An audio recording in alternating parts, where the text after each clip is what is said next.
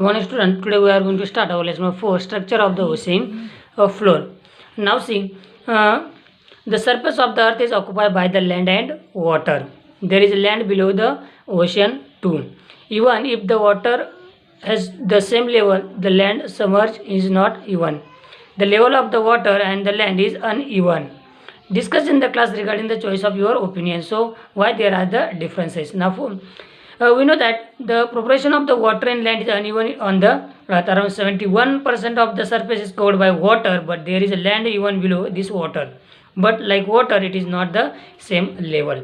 We classify the various landforms on the earth on the basis of altitude. A similar classification can be done for a landform submerged under the water. Now the relief of the ocean floor. Land submerged below ocean water is called as the ocean floor. The relief of ocean floor is decided upon by the depth of the sea floor and the shape of the land there.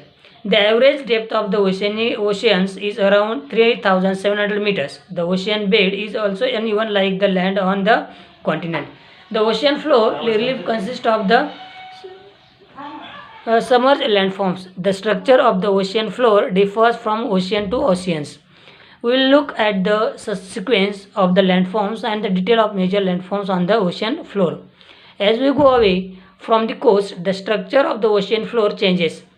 Now, first, continental shelf.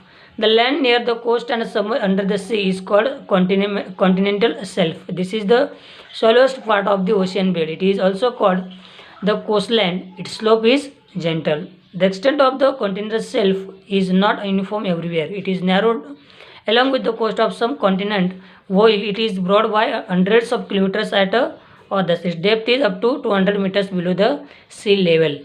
The continental shelf is very important from the point of view of humans. Extensive fishing grounds are found in the continental shelf as this part is shallow. The sunlight reaches its bed, algae, plankton, etc. grow there. This is food for fish. Natural gas, mineral oil and various minerals can be obtained from mining the continental shelf. For example, Mumbai High, located on the continental shelf of the Arabian Sea, it is a source from where we obtain mineral oil and natural gas. Then continental slope. After the extent of continental shelf is over, the slope of the seabed becomes steeper. This is called a continental slope. The depth of the slope is from 200 meters to the 3,600 meters.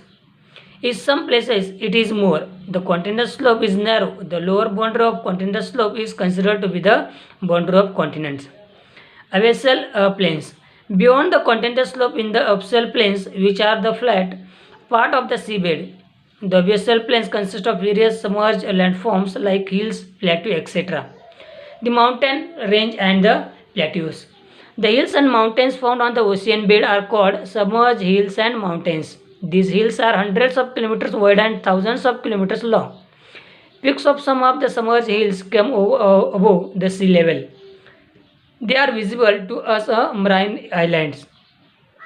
Iceland in the Atlantic Oceans, Andaman and Nicobar Islands in the Bay of Bengal are examples.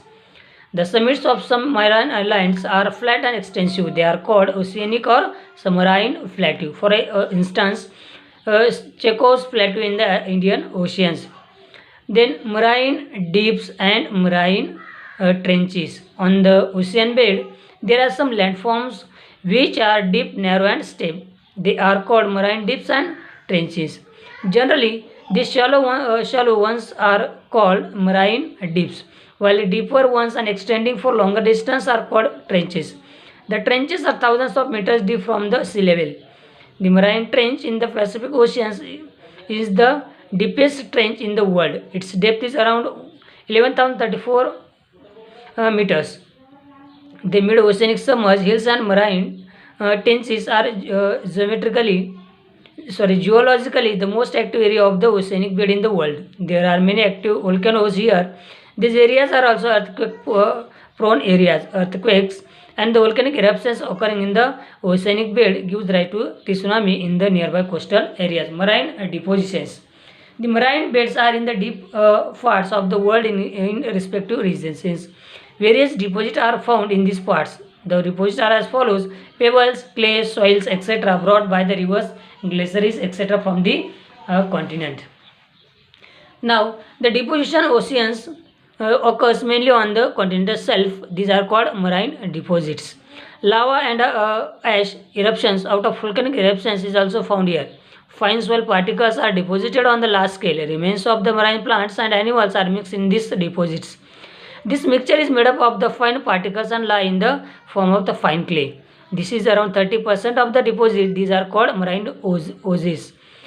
To understand the form of the marine life in the oceanic and the availability of the minerals of the oceans bed, these deposits are these are the marine deposits, and these are marine sediments and anthropogenic deposit. Very important. Sedimentary rocks are formed due to the deposition of the layer over layers of the sediment and the mixture of sea water. Besides, some human inducted materials, some human induced materials is also found here. These include sewage, solid waste, radioactive materials, waste chemicals, plastics, etc. These waste hazards to the hydrospace. These materials are extremely harmful to the marine life of this environment. Though the polluting compositions are less, their misuse value is the more. Now, elevation of the depth of any place is measured from the sea level. The average of the highest high tide and the lowest low tide is considered as the sea level.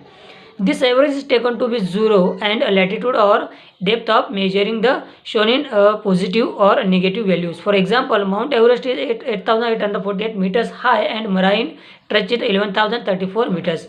For survey purpose in India, the height of sea level at the Chennai is considered to be a 0, and the evaluation of any place in India is measured by reflex of the this. Now, in this chart, material coming along with the waves. Now, natural materials and artificial and man-made materials. Among the natural materials, plants, then conches and cells and aquatic animals. And the man-made materials, it is chemicals, metals and plastic, glass. Now, see, in this figure, while studying the oceanic floor, we must keep the mind the edge of the ocean's bed. By studying the deposit on the ocean's bed, it occurred to the scientists that the deposit at the ocean's floor are not older than 200 million years, the maximum age of the rocks found. Now, in this deposition of many materials coming from the land occurring the oceans, this is a form of natural deposit and the sediments, but man deposits unwanted material in the sea. This poses a hazard to the ocean bed and the sea water. Also, it is harmful to the marine life. We must keep in mind that the biodiversity found in seas and oceans is higher than on land. So, next video we will see the question answers.